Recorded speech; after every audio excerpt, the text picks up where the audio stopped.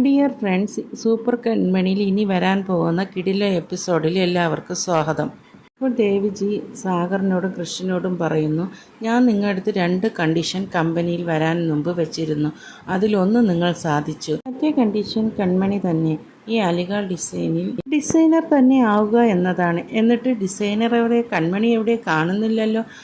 അപ്പോൾ വിദ്യയുടെ അടുത്ത് ചോദിക്കുക, എന്താ കൺമണി ഇന്ന് ലീവ് വല്ലതും പറഞ്ഞിട്ടുണ്ടോ? അപ്പോൾ വിദ്യ പറയുകയാണ്, ഇല്ല കൺമണി ലീവൊന്നും പറഞ്ഞിട്ടില്ല. എന്നിട്ട് കൺമണി എവിടെ, കാണുന്നില്ലല്ലോ. കൺമണി ഇല്ലെങ്കിൽ ഇവിടെ ഞാൻ ജോലി ചെയ്യില്ല എന്ന് ദേവിജി പറയുകയാണ്. എന്നിട്ട് ദേവിജി കൃഷ്ണൻ്റെ അടുത്ത് പറയുന്നു, കൺമണി എന്താ കാണുന്നില്ലല്ലോ, എന്തായാലും നീ പോയി കൺമണി ഒന്ന് തിരക്കിയിട്ട് വാ എന്ന് എന്തായാലും കൺമണിയെ കൊണ്ടുവന്നേ പറ്റുള്ളൂ എന്ന് ദേവിജി കൃഷ്ണനോട് പറയുന്നു. അപ്പോൾ കൃഷ് രണ്ടും കൽപ്പിച്ച് കൺമണിയുടെ വീട്ടിലേക്ക് വരുന്നു. കൺമണിയുടെ വീട്ടിൽ വന്ന് നോക്കുമ്പോൾ ആരെയും മുറ്റത്തൊന്നും കാണുന്നില്ല. അപ്പോൾ കൃഷി വീട്ടിനകത്തേക്ക് കയറിപ്പോകുന്നു. വയ്യാതെ കിടക്കുന്ന കൺമണിയാണ് കാണുന്നത്.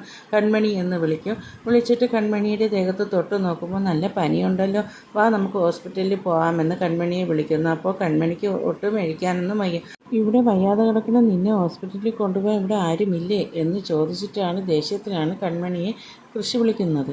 കൺമണിയെന്ന് കൃഷി വിളിക്കുന്നു. കൺമണിക്കാണെങ്കിൽ കഴിക്കാൻ പോലും ഒട്ടും വയ്യ. ഇത് മനസ്സിലാക്കുന്ന കൃഷി കൺമണിയെ ഈ സമയം കൃഷി കൺമണിയെ വാരിയെടുക്കുകയാണ് ചെയ്യുന്നത്. ആദ്യമായിട്ട് തൻ്റെ ഭാര്യയെ കൃഷി വാരിയെടുക്കുകയാണ് കേട്ടോ. കൺമണിയും ചേർത്ത് പിടിച്ച് പുറത്തേക്ക് ഇറങ്ങുമ്പോൾ അവിടെ വരുൺ വരുന്നുണ്ട് കാറുമായി. കൃഷിയും വരുണും നേർക്കുനേർ കണ്ട് പകച്ചു നിൽക്കുകയാണ്. കൃഷിനും ദേഷ്യം വരുന്നുണ്ട്, വരുണിനും അതിനേക്കാളും നല്ല ദേഷ്യം വരുന്നുണ്ട്. തൻ്റെ വിവാഹം നിശ്ചയിച്ച് വെച്ചിരിക്കുന്ന ഭാര്യയെ ആവാൻ പോകുന്ന കുട്ടിയെ കൃഷി ഇങ്ങനെ വാരിയെടുത്തപ്പോൾ വരുണ് ഒട്ടും സഹിക്കാൻ കഴിയുന്നില്ല. അപ്പോൾ കൃഷി പറയുകയാണ്, ഞാനിവിടെ വന്നപ്പോൾ കൺമണിക്ക് നല്ല പനി ഉണ്ടായിരുന്നു, അതുകൊണ്ട് ഹോസ്പിറ്റലിൽ കൊണ്ടുപോകാൻ നോക്കിയായിരുന്നു.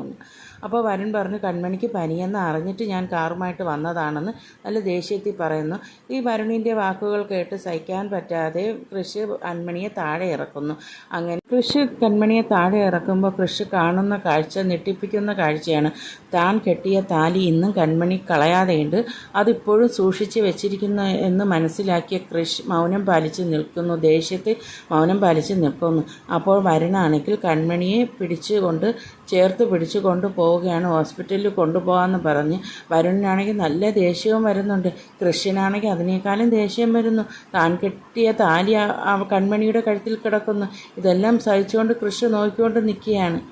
കൺമണിയുടെ അടുത്ത് കൃഷിന് സ്നേഹം കൂടുകയാണ് ചെയ്യുന്നത്. നല്ല ഒരു ഡിസൈനറുമാണ്, തൻ്റെ ജീവിതത്തിന് രക്ഷിച്ച ഒരു പെൺകുട്ടിയുമാണല്ലോ എന്നുള്ള രീതിയിലുള്ള സ്നേഹം കൃഷിന് കൺമണിയോട് തോന്നുന്നുണ്ട്.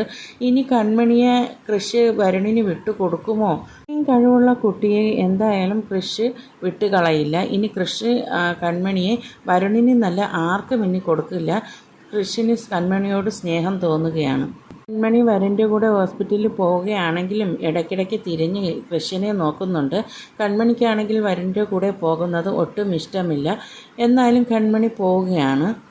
ഇനി എന്തായാലും വരുന്ന എപ്പിസോഡ് നല്ല സൂപ്പർ എപ്പിസോഡുകളായിരിക്കും. ആരും മിസ് ചെയ്യാതെ കാണണേ. ഈ ചാനൽ ഇഷ്ടപ്പെട്ടാൽ സബ്സ്ക്രൈബും ചെയ്യണേ.